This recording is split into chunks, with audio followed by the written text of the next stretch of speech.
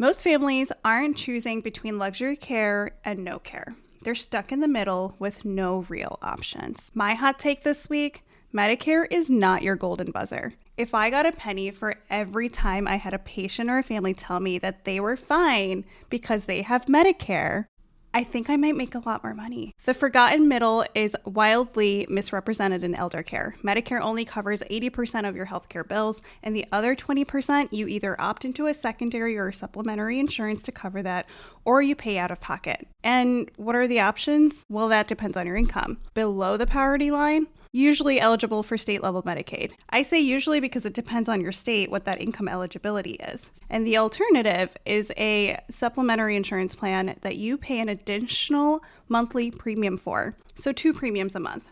Or you pay out of pocket, which can add up pretty quickly, 20% at a time. So what's the option for someone who's too poor to pay out of pocket or pay another premium, but also makes just a tad bit over the poverty line and isn't eligible for Medicaid? Well, that's the problem. There isn't one. Welcome to the Aging Together podcast. I'm your host, Dr. Pooja A, Patel, a double board certified occupational therapist and gerontologist with additional certifications in dementia and fall prevention. This season, we are unfiltered. In this podcast, I interview guests who are experts in their fields or caregivers who are sharing their lived experiences. Let's meet today's guest. This week, we're talking about the forgotten middle, especially when it comes to aging in place and elder care. Who falls into this category? Why does our system consistently fail these people who don't qualify for help, but clearly need the support? And what can we do about this? To help tackle this topic, I'm joined by Dr. Brandy Archie. Dr. Archie is an occupational therapist certified in living in space and is the founder of Ask Sammy, a digital platform designed to make daily living safer, easier, and more affordable for older adults and people with disabilities.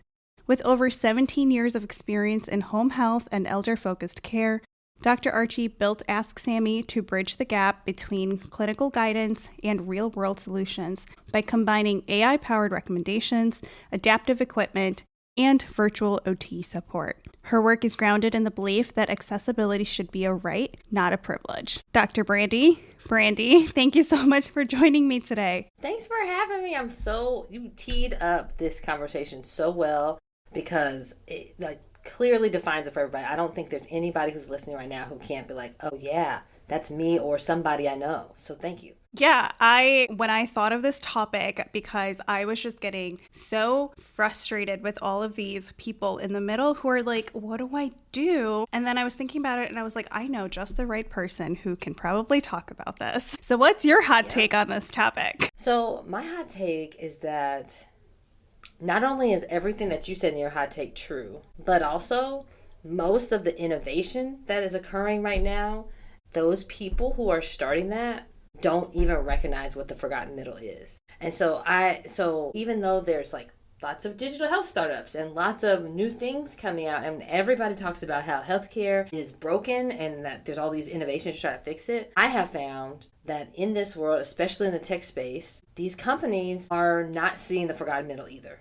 And so they're either focused directly towards serving a Medicaid population in a particular way, not that they don't need innovation too, they totally do, or serving a population that has a fair amount of money to cover their services that they haven't going on, or the way you structure your tool really tells you who you're trying to go after. And there's not a lot of innovation happening in this gray middle space of things that aren't necessarily covered by insurance, but kind of feel like they should, and you can't really afford it because you're on a fixed income, but you also don't qualify for help. And so I think there's a huge hole there, and we're not moving fast enough towards filling it. You're so correct in that. I've noticed more and more of these tech companies focusing on either end of that continuum, and there's so little. And yes, we need, like you said, we need innovation on both ends, but the middle really needs it, and nobody's focusing on it. And then what happens is that us as providers are left to fend for ourselves in order to help these families and these clients get the care and the resources and the support that they need. Can't always find it. Exactly. And in addition to that, the majority of the people actually do fall in the middle, right? It's it's not nothing. We're talking about millions of people across this whole spectrum, right? But it's a fraction of the people who actually qualify for Medicaid, because to qualify for Medicaid, you really do have to have basically nothing. And there's a fraction over here at the top end who can afford the care that they need. They just need better access to getting it and understanding what they need to get, right? But the majority of our seniors are in this middle spot, and we're not innovating for them. Or I should say, not enough people are innovating for them. And that's the word that gets out. And they don't even half of times recognize that they need that help until the last minute because they think that Medicare is going to cover everything. Yeah, I think there's a multiple issues here, right? There's health literacy piece of it where they don't understand what they need until maybe it's too late. And they don't understand that these resources are potentially available to them because they're just not aware of it. And the other part is generationally, usually in these populations, right? They've cared for each other in the family. They haven't ever outsourced something like that. And so they think it's just part of their day-to-day. It's part of their life. There's nothing that they can do about it. And so regardless of whether they can support them or not, physically, mentally, financially, they're going to do it. And so it becomes this kind of not really a catch-22, but kind of like this vicious cycle of they don't know that they need it, so they don't look for it. But even if they were to look for it, anything that they would find, they wouldn't be able to afford it. So then they just don't look for it. It just becomes this cycle. And so then they're just like, well, screw it. I'm not going to look for this. No one's out there to help me. And they're not wrong. They're not 100% wrong. Sammy is out there to help them. That is exactly what we're trying to build. Yes, it is. So we can't say nobody and nothing, but there's definitely not enough. And I also would say that in that cycle, what happens after that is that person struggles, gets a little help from the family, does the best they can. At the same time, their life shrinks, right? Like if I feel unsteady and unstable, I'm not going to feel like I'm going to go out and go bowling or go do extra stuff I don't have to do. And so what ends up happening is that life gets smaller. We're only going to the doctor's office or to big events like to see grandkids or whatever. And therefore, we're not moving more. And everything that was probably causing some trouble is getting worse because we're not engaging in life as much as we used to. And so that's a vicious cycle too. And that is exactly the scenario that ends up showing up in the hospital and now needing acute level care because we've had a fall and a fracture, or because we've gotten a ton of swelling in our feet and our CHF is not managed well because we're not moving very well, or our diabetes has gotten out of control. And, all these chronic conditions that this innovation around is here for. I think we don't connect the dots all the way back to where the intervention could be happening to prevent this cycle from happening in the first place. And the solutions don't actually have to be expensive, especially if you start early. But if you're not, to your point, if you're not looking for help, you don't know, you only do the best that you can do, right? You only know what you know, and you only do the best that you can do. And sometimes that's just not enough. And over time, it gets worse. And now it is a big problem. Yeah, definitely. You mentioned Ask Sammy, of course, which you started because of this issue, right?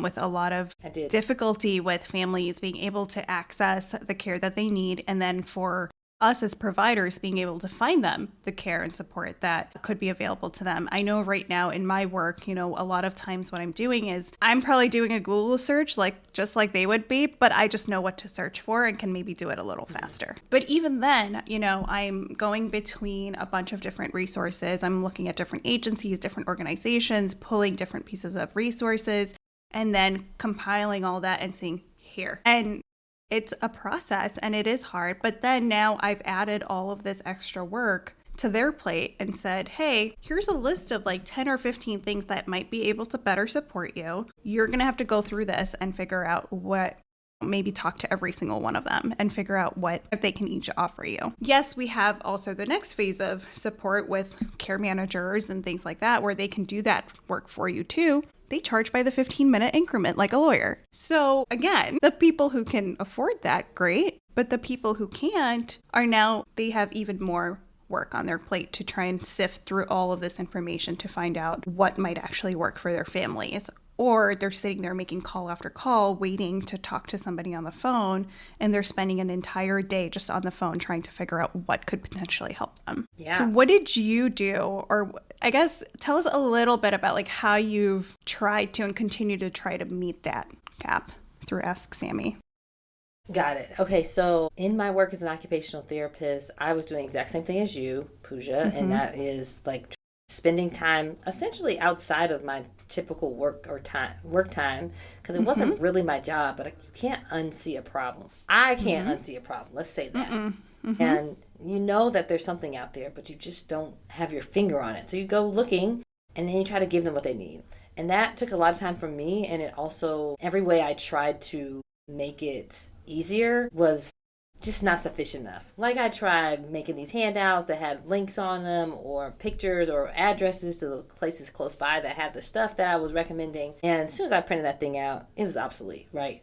And so even if somebody actually went over there, they're like, oh, that Walgreens didn't have that, or oh, that CVS didn't have that. And so this felt like a really big problem that I saw everywhere that I worked, because I worked all over the country and in a bunch of different settings. So it felt like a big enough problem that needed to try to have like a bigger solution. And so what we did is use technology to help us. And, this a benefit to be around at this day and age when AI can help to organize and have us access information as long as we give it good info. And so our priority is to give it good info. So Sammy is an AI tool. And so instead of having to call a particular service provider and ask to see if you qualify or if this is the right service for you, like we've got all that information into the back end basically, and you just talk about what your problem is. And Sammy tells you like, hey, I think you benefit from this adaptive equipment or this resource or this service. And here you go. We're getting you as close as possible to completion, right? You can purchase the adaptive equipment from us, or we'll get you a link right to the service and they're connected with us. We've already vetted them. Or there's a resource that tells you step by step how to do a thing. And while there's still work involved because like all this is probably new and there's change and change always feels like work, we're trying to get you as close to the finish line as possible so that all you have to do is just step over it. That's really interesting. Is that publicly available or is it usually used as like a resource by other providers who then share it with their clients? Both. It's about 50-50. So half the people are coming there on their own because they're searching for answers in Google and our answers are showing up. And half of them are being referred by clinicians or service providers of all kinds, I should say, not just occupational therapists, but case managers and lots of people that we've interacted with in the healthcare ecosystem. They're using it to find answers and then sharing directly and like, hey, you should go here to find the answer to this information. Got it. That's super helpful. I want to go back to something you said earlier, and that was about how we often, as full-time clinicians, when we're working in the systems that we work in, we will often try to find resources for our clients outside of our time with them. And I just want people who are not in the industry to understand we don't get paid for that. Like, no. You cannot... Like, we will literally sit there sometimes. Like you said, we can't unsee a problem once we've identified it. And if there's nobody else there to be able to provide some sort of solution to it, we're going to try to do that. And that means we're doing it on our time because there's not a system in place unless you work for yourself where you can bill for that and get paid to do that. So if most of your providers or if any of your providers for the people listening are taking the time to find resources and support for you, just know that they're not getting paid to do that unless they're working for themselves, in which case I'll wrap it into my billing fee, right? Mm-hmm. Or my consult fee or whatever it is. But I just think that that's so important to know because that also is a big part of where this forgotten middle doesn't get access to this level of care, right? I have my own consulting practice, and this is essentially what I do is I help connect families to resources. But a big part of that is I charge by the hour. It's just an hourly rate, right? It's not a service that's covered by Medicare or by health insurance in general, because it's educational and it's consultative. And so I can charge for the time that I think it'll take me to put some resources together for you. The reason why I keep it such a realistic and reasonable rate is so that people can have access to me. But then I have people on the lower end of it where they're reaching out and they're like, I can't afford this. And then I have people on the higher end who are like, not even blinking an eye. They're like, oh yeah, can I talk to you every week? And I'm like, that's insane. You know, we try to find or create resources to support this middle class that's not middle class from a financial standpoint, but middle level population here that doesn't have access to these resources. We try to create something for them, but then they're the ones who can't access it because it's too expensive. But we also have to make a living. So how do we do that? I think that's where you have to put tech into it, because while I 100% appreciate a one-on-one connection with clients, that's why I became a therapist. Like, I didn't come a therapist to be sitting behind a computer screen, right? I like working with people, but that one-to-one time is fairly expensive. In order to scale up our OT expertise, we have to replicate ourselves in some form or fashion with technology. And so the way we approached it was like, if I can make the AI tool free to access, and you can get some information that's pretty specific to your needs, that can be your free access point. If you feel like this isn't specific enough to my unique situation because I didn't talk to a person or what have you, then we're going to give you access to maybe a virtual occupational therapist, which is more affordable because they don't have to drive to your house and it often takes less time, and you can book it right there, trying to get you close to the finish line. But then if you have the means or have insurance that connects with the OTs in your area, then we're trying to connect you with an occupational therapist so you can get that one-to-one care, whether it's via insurance. If their practice takes insurance, then great. If their practice does not, because they're doing it in a different way, then great. We're giving you the opportunity to connect with them so you can pay for it. So no matter what part of the income stratification you're at, we're trying to give you some solutions that can be helpful. And because I think one of the hardest things about finding resources for people is that you have to self-select into them based on what you can afford. They're not all in one place. So it's like, here's these things for people on Medicaid. Okay. Here's these things that cost this much. Okay. But they don't live together. It's not like I could just be like, hey, Mr. Smith, you should just call this number or go to this website and they'll have something for you. I have to be like, I think Mr. Smith is on Medicaid, so I think I got to filter that down. This thing over here probably takes them, are they in the right state? I live on a state line. So like, this service is the Kansas side, this doesn't. This service is on the Missouri side. I got to filter that. And then I'm like, okay, this is the resource for Mr. Smith. That stuff takes time and also a lot of experience and knowledge. And like, what if you just happen to run into somebody who, one, doesn't have the time, because like you said, it's outside of our normal time, or two, just hasn't had that problem happen before, so they don't have the experience, so they don't have all that catalog. They're not trying to do a bad job, they just don't know. And like, why should we live in this day and age? Why should access to information be a barrier? That's how I feel about it.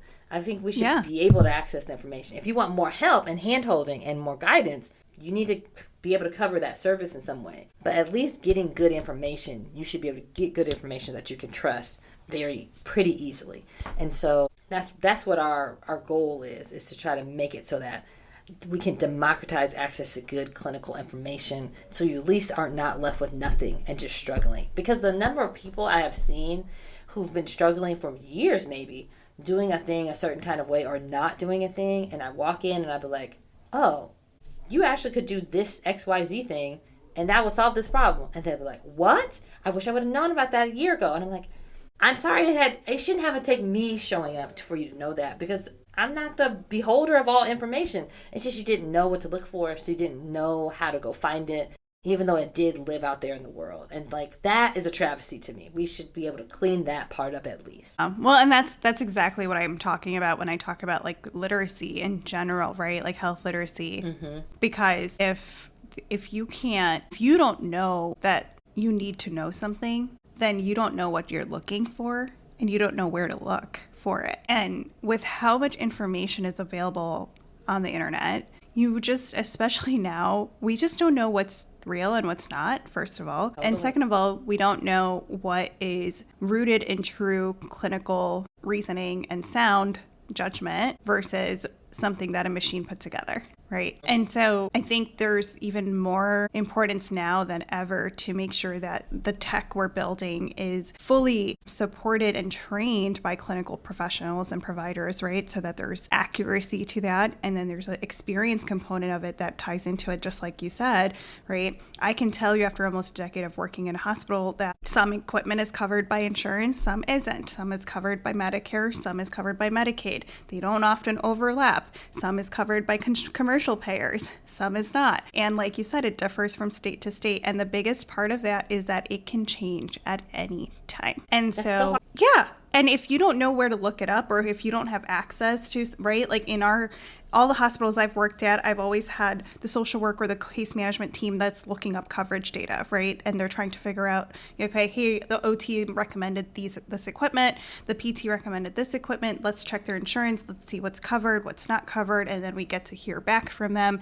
And then if it's covered, great. If it's not, then we have to think of a plan B if they can't afford it off the marketplace. Like, there's a lot of work that goes into that. And so, one of the parts we wanted to talk about was also how the forgotten middle specifically impacts elder care and aging in place. And I think equipment is a big part of that, right? Because if people want to remain in their homes, medical equipment, assistive devices, adaptive equipment, that's usually the first line of defense, right? Like, we're like, okay, let's set you up with all the safety features. And then if you have more money, you can put in all the bells and whistles and do a full remod. But most people can't do that.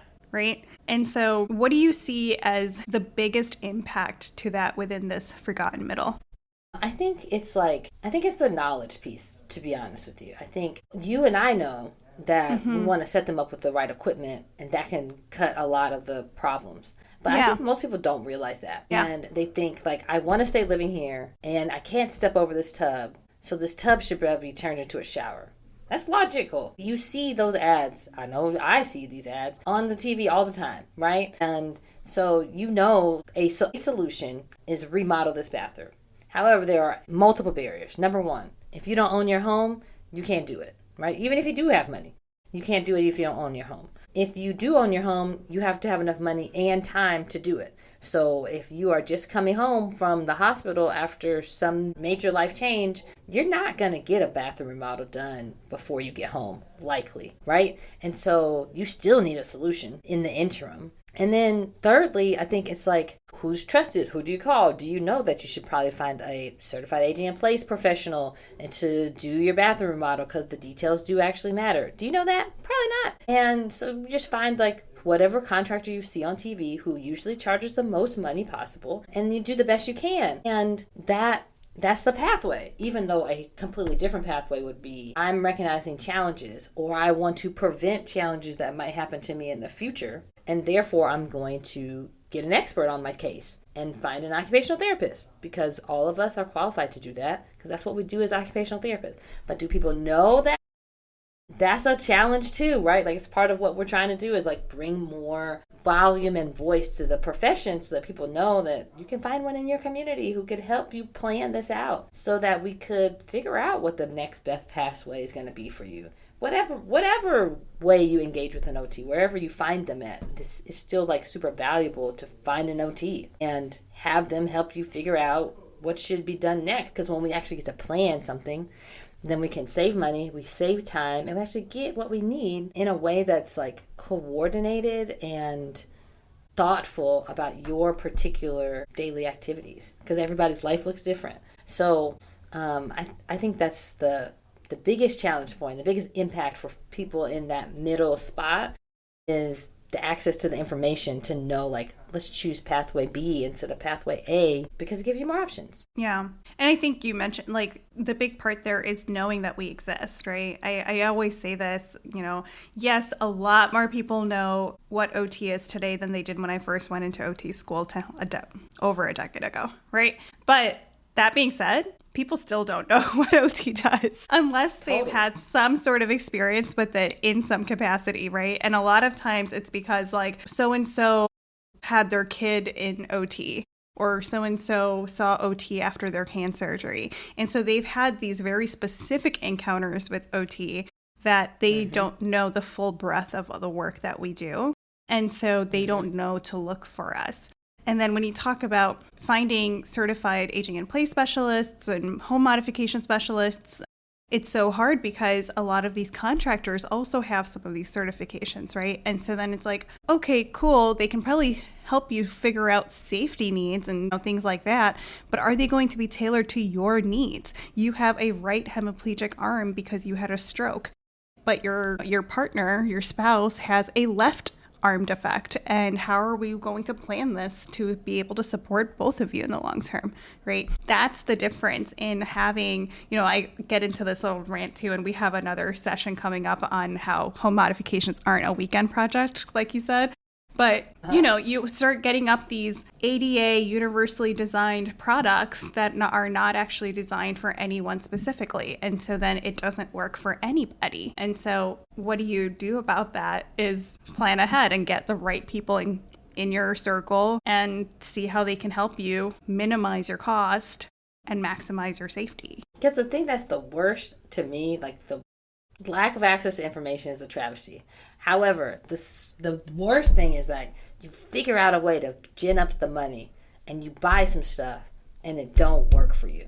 It's not because the product is not correct or broken, but it just you thought it was going to solve this problem and it didn't solve the problem. And the number of garages I have seen and basements with perfectly good equipment sitting in there collecting dust that somebody spent money on and still having the problem in the house, whatever that problem is, because somebody got them a shower chair and it's not adjustable and it's too low for them to get up from, or this grab bar that doesn't actually work or attach to the wall in the right place. I don't have any studs. They're just power chairs, power wheelchairs that should be providing you significant amount of mobility and cost tens of thousands of dollars. Maybe not to you because insurance does cover power wheelchairs, but it costs a lot of money and didn't get spec'd out exactly right for their needs, or they got overwhelmed with how it works and didn't ever use it and now are still falling because they're trying to walk from place to place and it's already been proven that they need a power wheelchair. That thing to me is really challenging because you actually did find a way to get access, but then you didn't get the right thing, and that's the worst, right? Because now you both out of the money and still don't have a solution to the problem. And so that's why I think it's so I'm such a broken record, but I'm just always saying you need to get an OT involved. Don't do nothing until you have an OT involved, because we're the ones thinking about exactly what you just got done saying. The whole lifespan, everybody involved in the home, everything involved in your care, what might happen in the future. Maybe we have a progressive disease. We're doing okay right now. We're not thinking about now. I'm thinking about down the road. So you don't never have to do none of these changes again because we already thought about that in advance, right?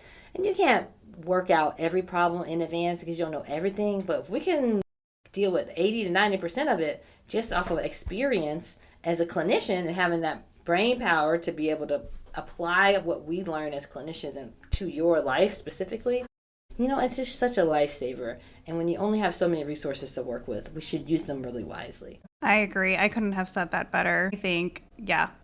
If you don't involve an OT, you're going to get a bunch of stuff that is not tailored to you, and you're not going to be very happy about it.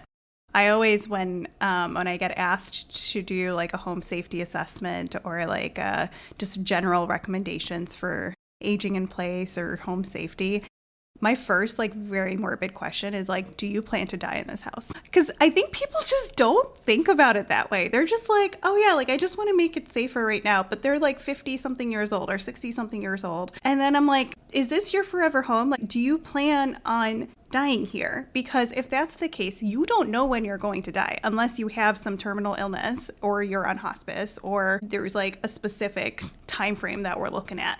But most people have no idea how long that's going to be. And if we're planning for it in your 60s or 70s and you end up living into your 90s and 100s, which a lot of people are now, then yes, I'm sorry, we need to think about, what if you fall and break a hip? What if you end up getting dementia? What if you end up with having a stroke and then you're hemiparetic? There are so many things, what ifs, that you have to plan for. And if you don't have the right clinical expertise in the room, you're not going to know how to plan for that.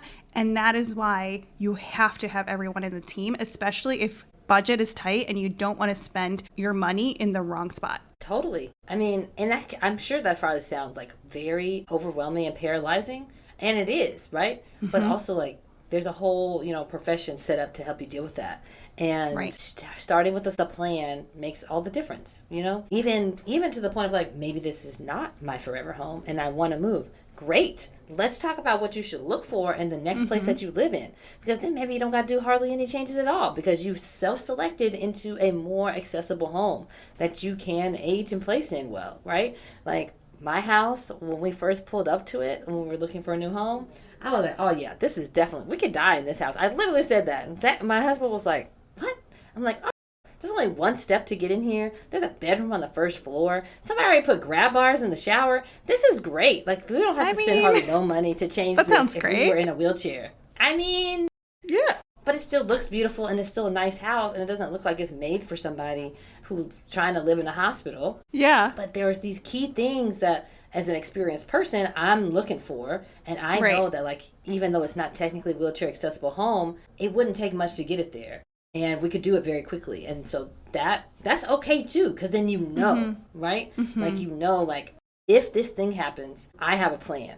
And that's the rest assured aging in place plan, right? That's the thing that you can do in the forgotten middle, because maybe you can access a loan. Maybe you can get money from friends and family if you've already had a plan that, like, oh man, the thing that I didn't want to happen did happen. But I know that if I can just get this amount of dollars, I can get a stair lift put in here, and everything I need is upstairs. And I've thought about that, and I know that a stair lift costs $3,000 to $4,000, right? Most people don't even know that, right? And so, like, I know how I can access that money and get that thing going. You know what I mean? And so having the knowledge, again, is like the key thing to, like, have a plan and have some knowledge so that you can enact it when you need to. Yeah. Also knowing that there are community organizations that do nonprofit work in this space. And unfortunately, because most people wait until there's a crisis, there's always a wait list at these places. And so if you plan ahead for it, then it gives you time to maybe get on that wait list so that by the time you get it, you'll have, or need it, you'll have access to it. And so I think a lot of what we touched on is just like, one, knowing the information, and then two, planning ahead for it so that you can have access to the stuff that you need without having to rely on significant amount of money or Medicaid because you don't have access to either. Exactly. And yeah, that's one thing that I'm always saying too, is like, there sometimes are things that are set up for people who are in the middle range and, like, they could qualify for, and you don't have to be completely at the Medicaid level to get it, but they have wait lists, and that's no longer a solution for you if you're trying to do this on the way out of the door of the hospital. But it is a solution for you if right now you see that it's challenging to get in your front door, or that you are using a wheelchair inside the house to move around, but you have to struggle with two people help you out the house because you got a couple stairs and no ramp. You know, there's good amount of not-for-profits that help build ramps, but you gotta plan ahead, you know? And so just knowing that is important. One of the things that we plugged into Ask Sammy that I thought was really important is a little widget that helps you find the community resources based on your zip code. And so, because that's ever changing too, and to, like, have a whole log of that is challenging in your brain, even as a clinician, especially if you get somebody in your purview who lives outside of your typical area where you work at. You might not be familiar with their programs, but that way you can, like, just type your zip code in and check it out and see what's around and might be available, and then, like, start the process. Because if you can do it in advance, then maybe we even prevent the fall in the first place. Maybe we prevent the shrinking of our life in the first place. And that's an even better use of their efforts in those not-for-profit spaces. Yeah, absolutely. And I think you also built out a directory of OT, so people can find an OT in their area. We've talked so much about saying you need an OT on your team, but then they don't know where to find one. So there are a few directories online where you can search for an OT near you. Ask Sammy is one of them. And then an OT is required to be licensed in every state that they practice in. So if you are tech savvy enough, you can go to your state licensure list and actually look up the registry there as well. In most states, I think. I know in Illinois we can. If I just search up occupational therapy, I can see all the licensed therapists in the state. So that might vary from state to state as well. But I think everyone's like, well, great, where do I find one? Yeah, I mean, I do think that that's, like, a challenge point, which is why we've been building out this network of occupational therapists. So far, at this point of our recording, you'll just find a handful on our website, but we actually have a whole list of 500 OTs that have joined our network, and we're just in the development process to get them showing up live for you publicly. So if you don't see somebody in your area or you're not interested in a virtual assessment, you can just message us and we will get you in contact with somebody. The license boards are challenging by state because, like, for example, in our state, you need to know their number or their name in order to get it to show up, and they won't just get you a whole list. But there are a lot of ways to find an expert OT in your particular area, whether that's pelvic floor health or home assessments and home modifications or aging in place or low vision. Like, we are great generalists overall as clinicians, but we also specialize in a ton of areas that impact older adults and everybody across the lifespan. And we all have that same whole person lens. That's part of the way we're trained to be. And so that's why it's always helpful to have an OT. So definitely please come to Ask them to find one, or ask your physician so you can get an order.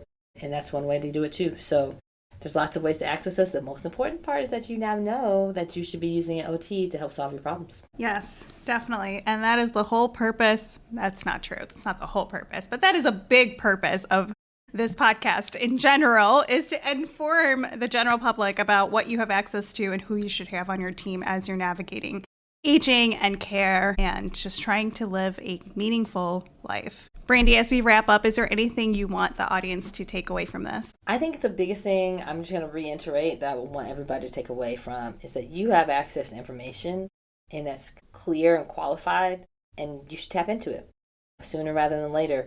And if you want our help at Ask Sammy, you can get that at asksammy.com for free and find what you need, and we'll help you direct you to the right place. Amazing. Brandy, thank you so much for coming on. This was such a great conversation, and I am sure listeners will learn a whole lot from it.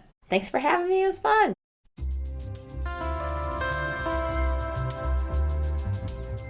Thank you for listening to the Aging Together podcast. If today's conversation helped you, please follow the show, share it with a friend, or leave a quick rating or review.